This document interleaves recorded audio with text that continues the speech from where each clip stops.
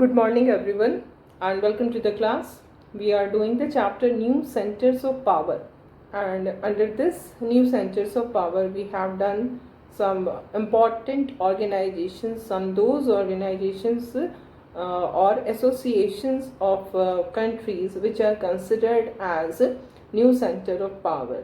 Like we have discussed about European Union, then ASEAN, then SAARC and BRICS. And now we will see some countries as a new center of power. The first country which we are going to discuss as a new center of power is China. China, which is one of the important countries of Asia, but at present in the current world politics, contemporary world politics, we can say it's not and only one of the important countries of Asia, but it has emerged as a new center of power. Not only this, but it is projected by the world politics analysts that China will overtake US as the world largest economy by 2040. 2040 के आते आते जो US की economy है उसको ये overtake कर जाएगा चाइना. ठीक है. सो चाइना का जो अभी आज के डेट में what we find the influence of China is very much in the region of East Asia. जो ईस्ट एशिया है वहाँ पर चाइना का इन्फ्लुएंस बहुत ज़्यादा है, और इस कारण से हम देखते हैं कि जो रीजनल मैटर्स हैं उसमें चाइना का जो स्ट्रेंथ है वो बहुत ज़्यादा बढ़ गया है. तो चाइना की economy, the economy of China is very strong and it is becoming stronger year by year. Other than economy, we see that China is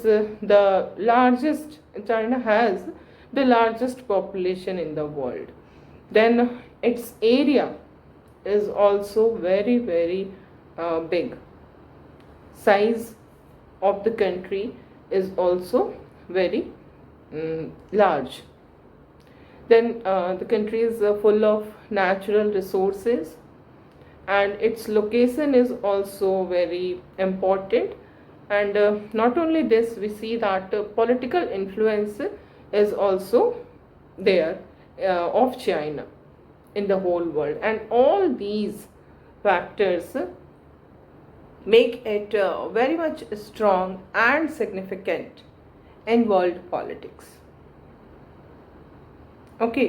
तो इकोनॉमी के साथ साथ जो अदर चीज़ें हैं उन सब ने, जैसे population, area, resources, its location and political influence, all these make it a powerful country, a new centre of power. So China, its name is PRC.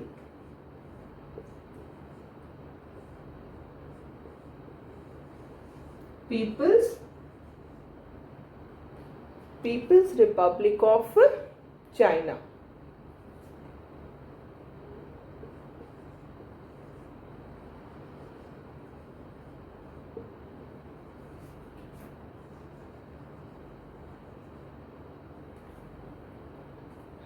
Which came into existence in the year 1949 through a revolution, communist revolution, just like Russia. As we have discussed about USSR, we have seen that in Russia there was a communist revolution in the year 1917, and then in 1922 this Union of Soviet Socialist Republic was formed. In a similar way, in China also there was a communist revolution, and the leader of this communist revolution was Mao Zedong. Okay, The leader was Mao Zedong, who is popularly known as Mao. So it was under the leadership of Mao Zedong.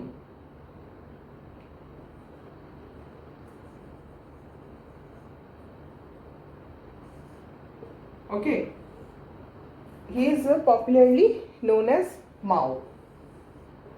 तो माओ की leadership में communist revolution होता है 1949 में, और तब people's republic of China establish होती है. तो after this communist revolution, China became a communist country. It followed the Soviet model. The economy of China was similar as the Soviet economy, as we have discussed in the second chapter when we were discussing the disintegration of USSR. We have discussed the important features of Soviet economy. So all those features are here also. The Chinese economy is also having the same features as the Soviet economy. Like the most important thing was there was no right to private property. All the resources of the country was under the ownership of state. Private ownership था ही नहीं. Private property ख़त्म कर दिया गया. Communism का मतलब यही होता है. मार्क्सिज्म के ही बेसिस पे ये सारे रेवोल्यूशंस हुए, और इसमें जो मेन कॉन्सेप्ट है वो ये है कि प्राइवेट प्रॉपर्टी नहीं होना चाहिए, because private property is the main reason for inequality between the rich and the poor, है ना. तो अब इसमें हम क्या देखते हैं कि जो चाइना की जो इकोनॉमी है उसमें प्राइवेट ओनरशिप नहीं था. पूरे जो भी रिसोर्सेज हैं स्टेट के, चाहे वो लैंड हो, चाहे नेचुरल रिसोर्सेज हो, जो भी स्टेट के रिसोर्सेज हैं, all are under the ownership of the state. ठीक है, the first thing. Then the second most important thing about the economy of communist economy, that the economy is closed. There should not be any kind of relationship with the outer world, and this import and export of goods is not allowed. In a communist country, we see that these countries do not maintain trade relationship with other countries, especially with the capitalist country. They can have trade relation, limited trade relation with other communist countries only. Okay, then flow of capital was also not there, है ना, कि बाहर से पैसा, पूंजी जिसको हम कहेंगे, कैपिटल का भी इन्वेस्टमेंट यहाँ नहीं हो सकता था. तो the economy was closed. Chinese economy was closed. The country cut its links with the capitalist world. No relationship was there between China and the capitalist country, and everything, as we have seen in the Soviet economy, similarly, everything from pens to cars were produced domestically in China also. Okay, but in the beginning, we see when there was good relationship with Soviet Union. At that time, we find that Soviet Union helped China, है ना. But very soon we have seen that China, the relationship between the China and Soviet Union became tensed and conflicting because of the border issue. Some border issue arose between the two countries, and this led to conflict between them. So for a brief period there was aid from the Soviet Union to China, and Soviet Union was also giving advice to the country. So this was the communist model of economy which was adopted by China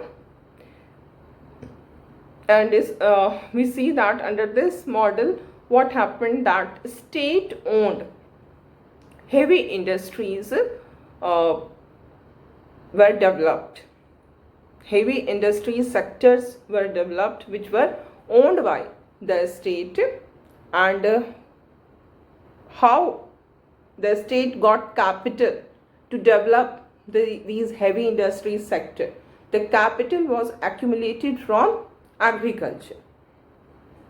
agriculture से जो capital generate हो रहा था, that capital was used to establish heavy industry sector by the state. Because in this country also, similarly, just like Soviet Union, in this country also there was no private farming. Collective farming was there. Land was not owned by the people. The state was the owner of the land. So farmers were engaged in collective farming. तो जो भी agricultural production था उससे जो capital generate होता था उससे industries को सेटअप किया गया. And in such country which is not keeping any kind of trade relationship with other countries, so what happens that in such type of countries there will always be shortage of foreign exchange. Foreign exchange की shortage होती है क्योंकि export होता नहीं है. Export होगा नहीं तो फॉरेन एक्सचेंज कहाँ से आएगा? सो अगर फॉरेन एक्सचेंज नहीं होगा तो फिर क्या होगा? यहाँ पर दूसरी प्रॉब्लम आती है कि they will face problem in buying technology. In because of shortage in foreign exchange, these countries, the communist country we are talking about, China was not able to buy the technology, है ना? So China was also not in a condition to buy goods from the world market क्योंकि उसके पास foreign exchange नहीं था. So China decided to substitute imports by domestic goods. हमें imports नहीं करना है, only domestically हमें goods produce करने. ठीक है? This was the policy adopted by China. It was completely same as the Soviet economy. The only difference is कि यहाँ पर China is getting some aid and advice from Soviet Union. For a brief period, Soviet Union was there as the big brother for China. But this cannot continue for long time because we have seen that, we have discussed in the first chapter itself that some border issues arose between them, है ना? तो same to same वही Soviet economy के model को ही यहाँ पर adopt किया गया. एंड इससे क्या हुआ? ये जो मॉडल चाइना ने अडॉप्ट किया, इससे बहुत कुछ फ़ायदा हुआ चाइना को. चाइना ने अपने रिसोर्सेज को यूज़ करके एक इंडस्ट्रियल इकोनॉमी को इस्टेब्लिश किया, है ना? इतने हेवी इंडस्ट्रीज सेक्टर्स को उसने इस्टेब्लिश किया जो कि पहले बिल्कुल भी नहीं था. इसके पहले अगर 1949 के पहले के चाइना को देखें तो it was completely an agricultural country. But after 1949 under this communist economy, what happened that the industries were set up. Foundation of industries were laid down. Okay, and when industries will be set up, then obviously this generates employment, है ना? So employment was assured to all the citizens and social welfare. Because in a communist economy, what is important that the people must get all the basic needs of their life. All the basic needs of their life must be fulfilled, and this is ensured by the state. Not only this, China also was providing education facilities and health facilities to its citizens. And in this way we find that this PRC, People's Republic of China, it started to move ahead of most developing countries, because under this communist economy, China was using all its resources. It was it succeeded in establishing an industrial economy, and all the needs of the people were fulfilled. Not only basic needs of food, clothing and housing, but health facilities and education facilities were also provided to the students, were also provided to all the citizens. Okay, so we see that the economy of China was growing at a rate of 5 to 6%, which can be said to be a respectable rate of growth. अगर economy हमारी 5 to 6% के rate से grow कर रही है तो it is sufficient.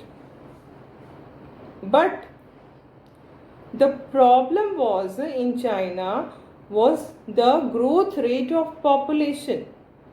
The economy was growing at the rate of 5 to 6%, but the population was growing at the annual growth rate of 2 to 3%.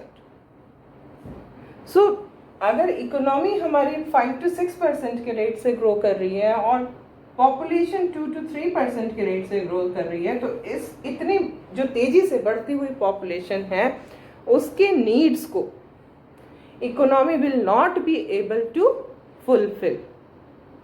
Okay, so this growing, एक तो base ज़्यादा था, population ही ज़्यादा था और उस पॉपुलेशन का growth rate बहुत ज़्यादा था.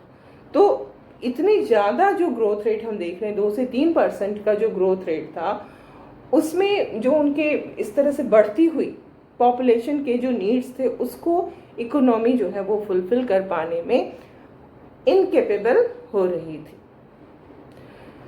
Agricultural production was also not sufficient to generate a surplus, because as we have seen कि एग्रीकल्चर से जो कैपिटल जनरेट हो रहा था उसी से इंडस्ट्रीज जो है वो सेटअप हो रहे थे, उसी से इंडस्ट्री को कैपिटल मिल रहा था. But now because of this high growth rate of population in the agricultural sector we see that the production was not sufficient to generate a surplus.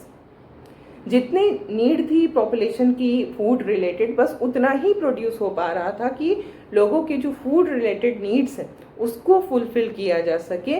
Surplus नहीं जनरेट हो रहा था. सरप्लस मतलब अगर हमारे जो कंट्री में 100 kg of grain, food grains required हैं, लोगों को उनकी ज़रूरत जो है वो 100 kg, सपोज करो 100 kg फूड ग्रेन्स उनकी रिक्वायरमेंट है, और हमारा country 150 kg food grain produce कर रहा है. तो ये क्या हुआ, यहाँ पे सरप्लस प्रोडक्शन हुआ. 50 kg का जो है वो सरप्लस प्रोडक्शन है, क्योंकि 100 का तो रिक्वायरमेंट है लेकिन हो रहा है 150, तो 50 kg बच जाएगा.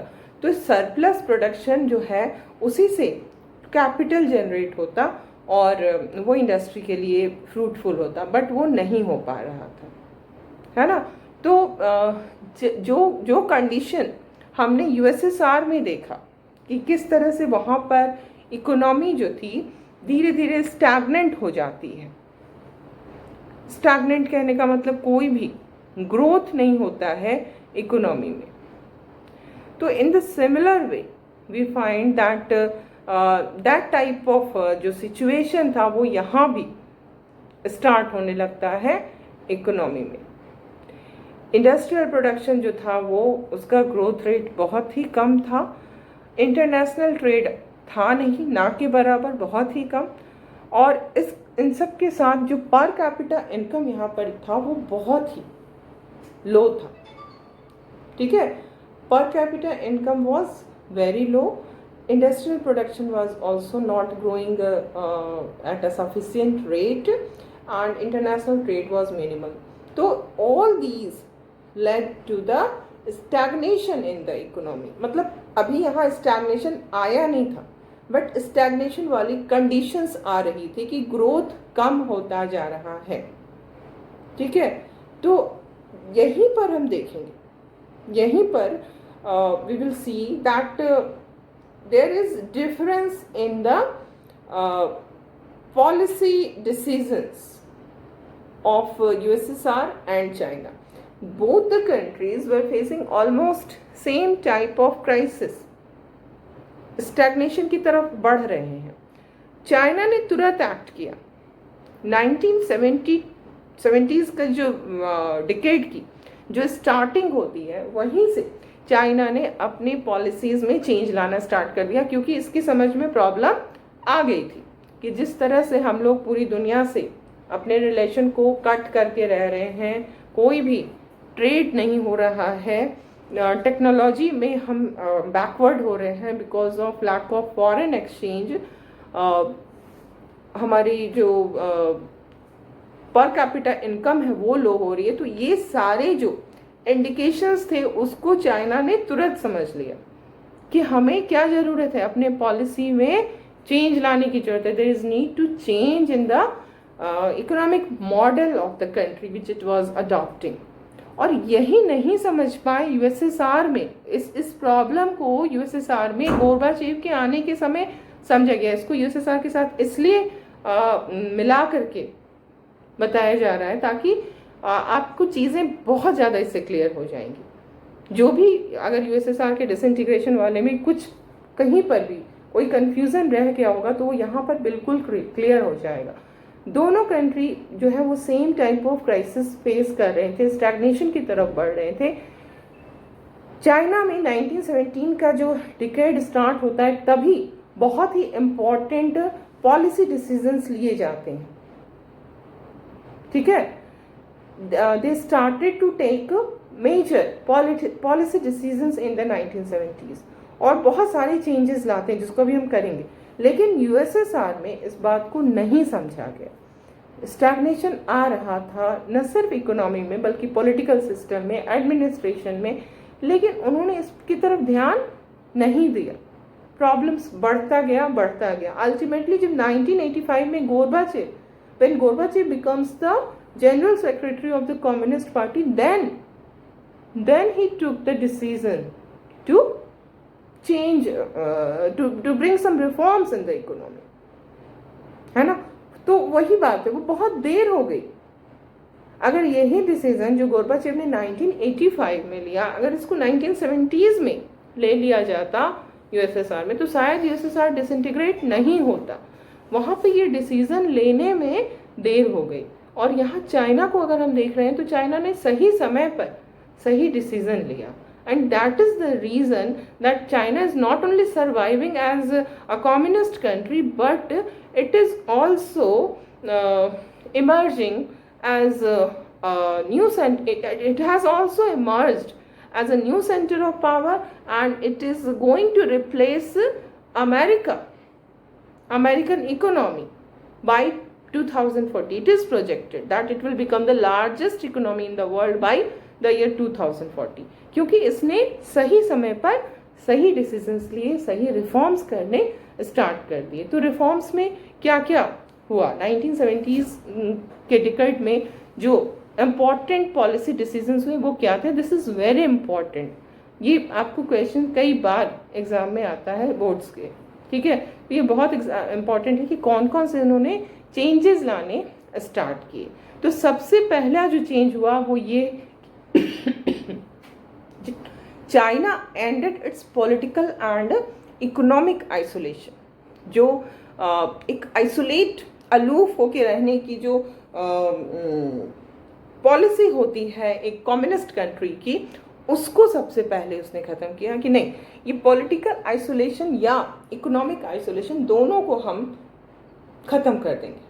हम लोग जो आउटर वर्ल्ड है, वेस्टर्न वर्ल्ड है, उसके साथ हम अपने रिलेशन को बनाएंगे. और इसी के अंदर हम देखते हैं कि 1972 से the country China established its relation with the United States. United states के साथ कोई रिलेशन नहीं था चाइना का 1949 से, लेकिन 1972 में इसने यूएस के साथ अपने रिलेशन को इस्टेब्लिश किया. ओके, एंड देन जो उस समय के जो प्रीमियर थे चाइना के, झाओ एन लाई ने 4 मॉडर्नाइजेशन का प्रपोजल रखा. 4 एरियाज में मॉडर्नाइजेशन का प्रपोजल रखा. और ये कौन से 4 एरियाज थे? Agriculture, industry, science and technology and military. So this decision was taken by Zhao Enlai in 1973 because technical backwardness became one of the most important reason for the lower economic growth rate in China. तो सबसे important यहाँ पर ये था कि जो technologically जो वो पिछड़ गए हैं उस बैकवर्डनेस को ख़त्म किया जाए, मॉडर्नाइजेशन को लाया जाए, न सिर्फ इंडस्ट्री में बल्कि एग्रीकल्चर में, साइंस एंड टेक्नोलॉजी में और मिलिट्री में. ठीक है. And then in the year 1973 जो लीडर थे उस समय के देन जियाओपिंग ने अनाउंस किया क्या? Open door policy. As I told you, the communist economy is a closed economy, जहाँ पर कि बाहर से कुछ भी नहीं आता है, न तो गुड्स का आना जाना होता है, न कैपिटल का आना जाना होता है. It's a closed economy. They don't believe in any kind of trade relationship. Okay, they don't believe in any kind of FDI, foreign direct investment. But now in the year 1978 Deng Xiaoping has announced open door policy. It means कि जो भी economy को close करने वाले जो चीज़ें थी उन सब को हटा दिया गया और इकोनॉमी के डोर को ओपन कर दिया गया. The doors of the economy were opened.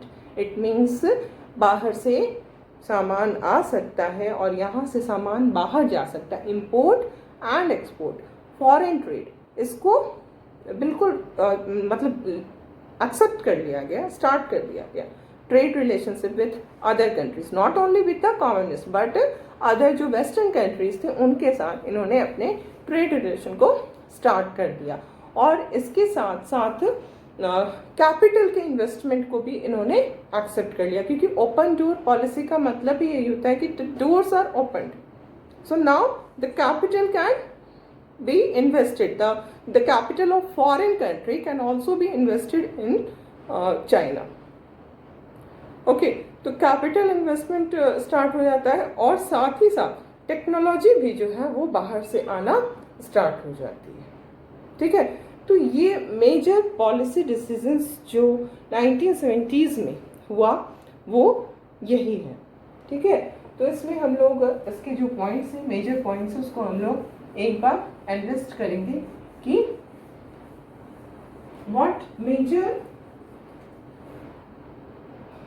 what major policy decisions were taken by Chinese leadership in the 1970s. The first is end of political and economic isolation.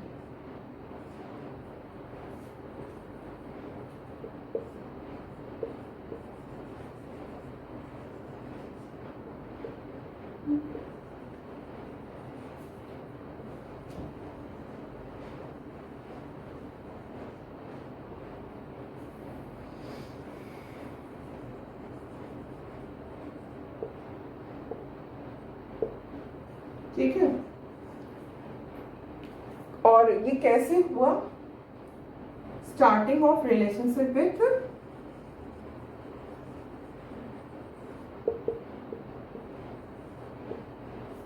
diplomatic relationship, starting of diplomatic relationship with US.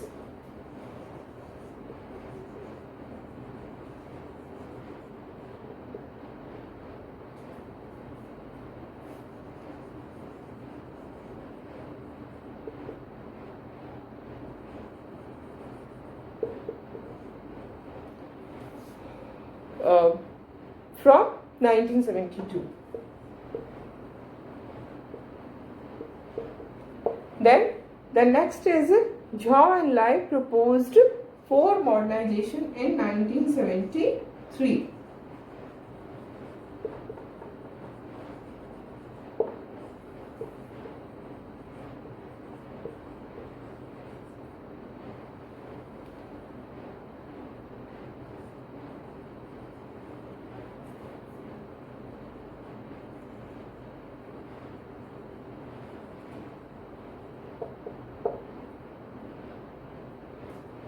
Zhao and Lai proposed for modernization in 1973. ये कौन कौन से area में modernisation था?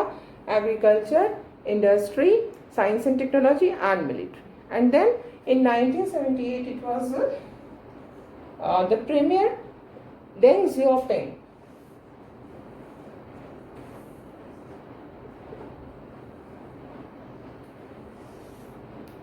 Deng Xiaoping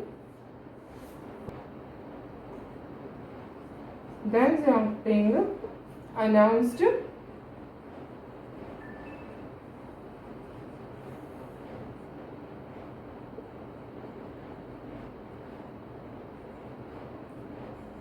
open door policy.